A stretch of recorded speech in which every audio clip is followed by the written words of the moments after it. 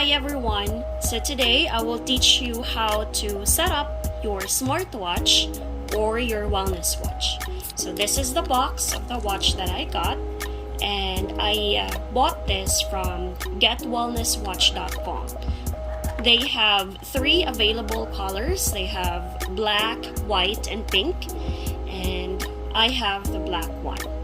Okay, so when you first receive the smartwatch, it is normal that it's all black, like it doesn't have any power and it doesn't have any buttons that you can click to turn it on. Now what you need to do first is to charge it. And how to charge the smartwatch is you simply detach the wristband from the main watch like that, and then you look for this side of the watch because you are going to use it to charge it using any cell phone charger that you have, like that.